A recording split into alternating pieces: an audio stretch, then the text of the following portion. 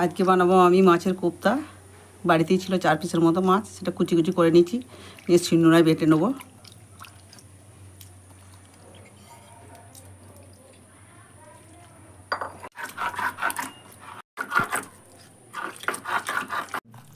বাটা আমার হয়ে গেছে, এবার সব একে একে মশলা দেবো।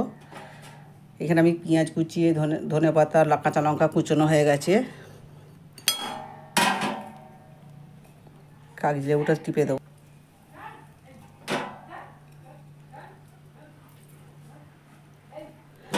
এক এক মশলা, আদা দিলাম, রসুন দিলাম, হলুদ গুঁড়ো দিলাম, জিরে দিলাম, কাশ্মীরি লঙ্কা গুঁড়ো দিলাম, গোল গুঁড়ো দিলাম, নুন দিলাম। ভালোভাবে চটকে নিই।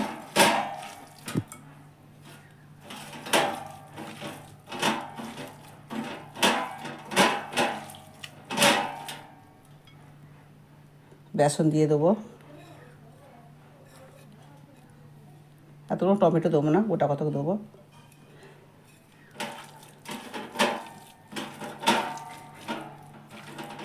সব শেষে পোস্ত দিয়ে দেবো। পোস্তটা ছড়িয়ে দিলাম যে যাতে ভালো লাগবে, কোপ্তার উপরে ভাসবে তো দেখতে ভালো লাগবে। তাওয়া গরম হয়েছে, তেল ঢেলে দিলাম। সব কিছু মাখিয়ে এবার কোপ্তাগুলো তৈরি করে নেবো। এবার কোপ্তাগুলো রেডি করে নেবো।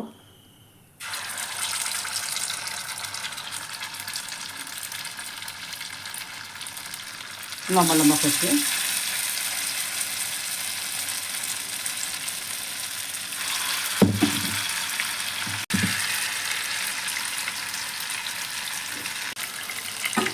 তাহলে যখন হয়ে আসবে আরও সুন্দর লাগবে, খেতেও সুন্দর।